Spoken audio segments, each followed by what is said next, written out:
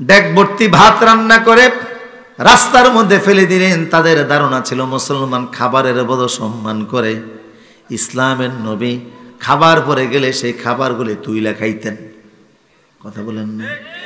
খাবার নষ্ট হতে রসুল দিতেন না, কারণ এই রিজিক কার পক্ষ থেকে?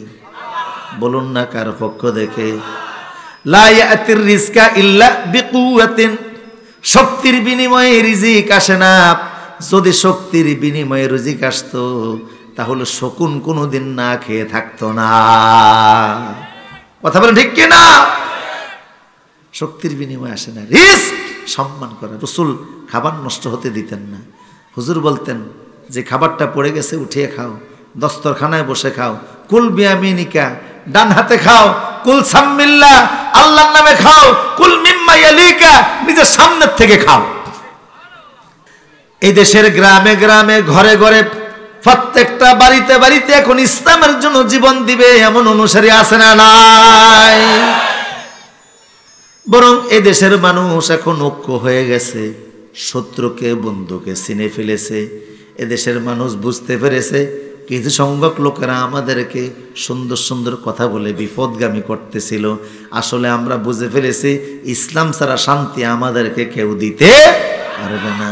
এই জন্য ইসলাম আছে যেখানে আমরা আছি, এটা হিন্দুস্তানের দাদা বাবুদের সহ্য হয় না। সেই জন্য তারা নানান ধরনের চক্রান্ত করতেছে এই দেশকে অস্থিতিশীল করার জন্য, একটার পর একটা ষড়যন্ত্র পাকাচ্ছে।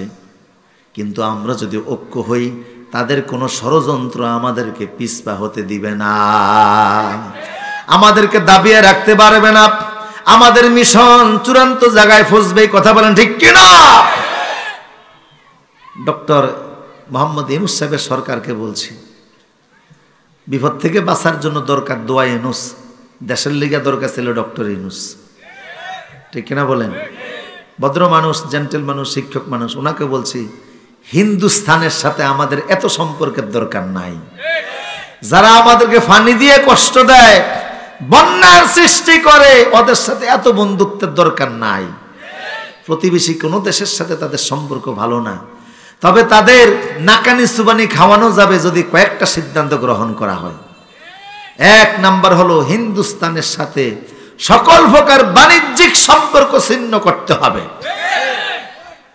তারা তাদের আদা রসুন পেঁয়াজ কাঁচামাল যখন বিক্রি করতে পারবে না, এমনি রাম রাম বলে চিৎকার দিবে। অলরেডি বাংলাদেশি রুগীরা ঠিক মতো না যাওয়ার কারণে হিন্দুস্তানের বহু হসপিটালের লোকেরা না খাইয়া মরতে শুরু করছে। কথা বলেন ঠিক কিনা? এদেশের মানুষদের কেনাকাটার বড় একটা জায়গা ছিল কলকাতা সহ পশ্চিমবঙ্গ। বাংলাদেশি লোকেরা না যাওয়ার কারণে এখন কান্নাকাটি শুরু হয়ে গেছে। দ্বিতীয়ত হচ্ছে বাংলাদেশের লালমনিরহাট একটা জেলা আছে, 1931 সালে সেখানে একটা বিমানবন্দর তৈরি হয়েছে।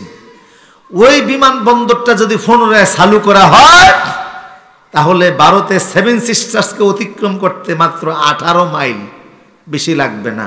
ওখানে যদি শক্তিশালী একটি বিমান বাহিনীর ফোর্স থাকে, ভারত কানতে কানতে শেষ হয়ে যাবে, মুসলমানদের পায়ের ভিতরে এসে ধরবে, কলিজার ভিতরে পানি চলে আসবে। কারণ কচ্ছপ খাওয়া মানুষ, এরা সুবিধা দেখলে মাথা বাইর করে, বেকায়দা দেখলে মাথা ভিত্তে নেয়। কথা বলেন ঠিক কিনা?